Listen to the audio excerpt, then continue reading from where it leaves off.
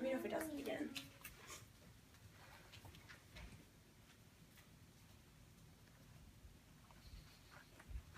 Have you ever walked outside recently and thought to yourself, what's up with the weather today?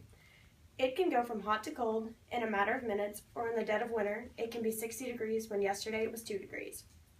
For the most part, this is due to global warming and climate change. Global warming is affecting us now and has been for years. Its impacts are clear, and it is hard to attribute them to other sources except for anthropogenic. According to the Union for Concerned Scientists, the last 37 years have been the hottest on record ever. To understand global warming, the causes must be defined, therefore one can see the clear and concise evidence behind it. Today we take a lot of resources we have for granted. Petroleum, natural gas, and coal are resources that once depleted will take hundreds of thousands of years to replace. I myself do not use the resources sparingly.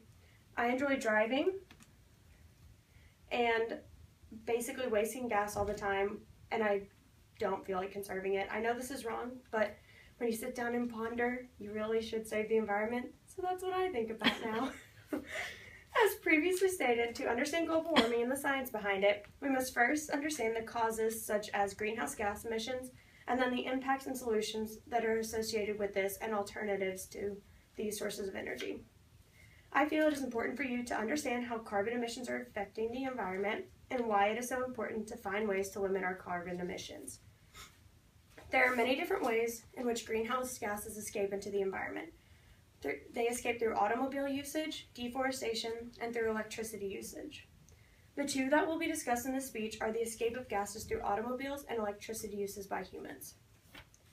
First, I will discuss the escaping of greenhouse gases through gasoline burnage in automobiles. As automobiles burn gas, they give off CO2 that is harmful to the environment, in particular to the ozone layer. According to the EPA, passenger cars and light-duty trucks are among the largest sources of greenhouse gas emissions within the transportation sector. In 2013, greenhouse gas emissions from transportation accounted for 27% of the total greenhouse gas emissions. The second cause I will discuss is through the usage of electricity by humans. The largest sector that causes greenhouse gas emissions is electricity and its usage by humans. Electricity accounts for 31% of the total U.S. greenhouse gas emissions in 2013 alone, and this is according to the EPA. One of the largest sources of fuel is the coal industry. The EPA states that the burning of coal causes 77% of CO2 emissions in the electricity sector. 34% of electricity burnage has greenhouse gas emissions are from residential and commercial uses alone. 29% is used by the industry, and 27% is used by transportation. Now that you have an introduction to where greenhouse gases come from, what impact do they have on the earth? How are they harmful to the environment and the animals that live on the earth? Greenhouse gas emissions and global warming have many different impacts on the planet, such as rising sea levels, longer wildfire seasons, and health impacts. All of these negatively impact the built and natural environment. What is causing sea levels to rise? As the Earth continues to heat, due to greenhouse gas emissions, among other reasons, the temperature of the Earth is rising, as well as the temperature of the water. According to the Union for Concerned Scientists, global temperatures have risen 1.4 degrees Fahrenheit since the 1880s. In relation to the rising of temperatures, the ice sheets around the world are melting. As glaciers shrink and ice begins to melt, the level of the water rises due to the new water entering that is not solid. Sea levels are also rising because the oceans are warming. As the ocean warms, the water expands to rise the level.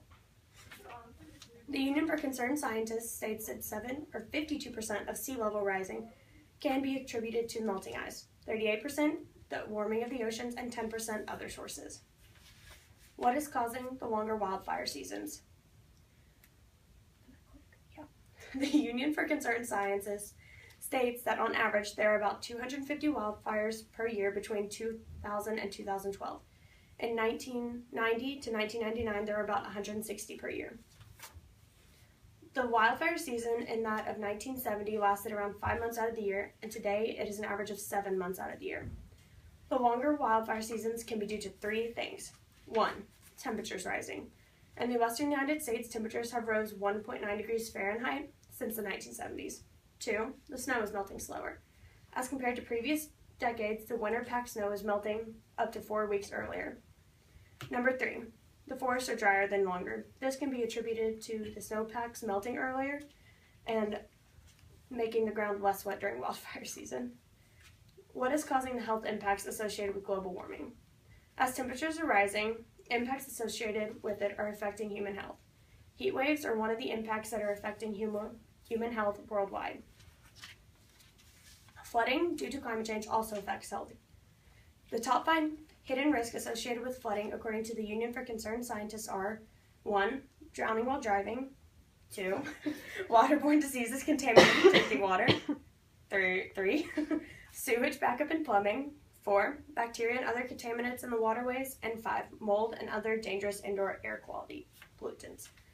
Air pollution is one of the major things that is contributing to the loss of human health. According to the NRDC, about 158 million Americans live in countries where air pollution exceeds the national health best standards. The rising temperatures are leading to an increase in smog around areas, and this can lead to higher asthma rates and higher rates of pulmonary diseases among humans, including cancer. Now for a little history about the causes of climate change, how they were discovered. In 1824, Joseph Fourier discovered the greenhouse gas effect, and in 1896, Savante R. Harris predicted that anthropogenic or human causes were what was causing climate change. In the 1930s, G.S. Callender suggested that people are probably the cause behind climate change. In the 1950s, scientists began to document CO2, which is carbon dioxide, as being due to human causes. In 1979, the first World Conference on Climate Change was held in Geneva, and in 1988, the second one was held, where James Hansen said that he had a 99% confidence that climate change was due to human causes.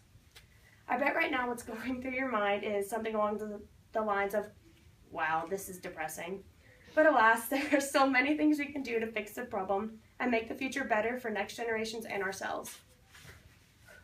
3 things we can do are 1. Reducing emissions, 2. Stopping deforestation, and 3. Preparing for impacts or mitigation. These are just a few of the solutions that can make the future better.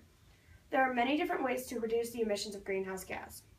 Renewable energy is just one of these, and it comes in many forms such as solar, hydro, and wind power. Wind power is one of the major sources of clean energy. Not only is it a source of clean energy, but it is also giving jobs back to the United States.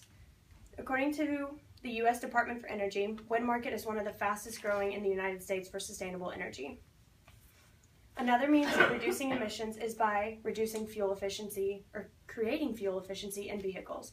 You can adjust your fuel efficiency without even buying a new car based on these tips set forth by the UCS, which is the Union for Concerned Scientists. 1, you can keep your vehicle well tuned by getting it checked every so often. 2, you can check your tires and make sure they are properly inflated. 3, be weight conscious. Don't keep anything in your car that is heavy and can overload it. 4, drive moderately. 5, park in the shade. And 6, just drive less in general. Deforestation is another cause that releases greenhouse gases into the environment. When the trees are cut down, the carbon that has been trapped within the trees is released into the environment and spreads to the world. And 10% of the world's heat-trapping emissions come from trees that have been cut down due to deforestation. By reducing deforestation of forests and tropical trees, animal habitats will also not be destroyed. By doing so, we are not only stopping the release of emissions, but we are also protecting the habitat of the natural world. In addition to reducing emissions and deforestation, we must also prepare for the effects of climate change. Humans have altered the world in our search for energy and new technologies and have not really thought about it. Global warming is real. It causes a rapid decline in human health of all of the Earth's natural environment as well. Although it seems like there is nothing we can do, there is so much we can do to stop global warming now and in the future. By reducing our emissions, using clean energy sources, driving less, and reducing deforestation, we can, as the Brundtland Commission put it, meet the needs of the present without compromising the ability of future generations to meet their own needs. Today we take a lot of resources for granted, such as petroleum, natural gas, and coal. I would like to end this speech with a quote from Ban Ki-moon. Saving our planet, lifting people out of poverty, and advancing economic growth, these are one and the same fight. We must connect the dots between climate change, water scarcity, energy shortages, global health, food security, and women's empowerment. Solutions to one problem must be a solution for all. I hope this speech encouraged you to live more of a green and sustainable life. Thank you. Stand again.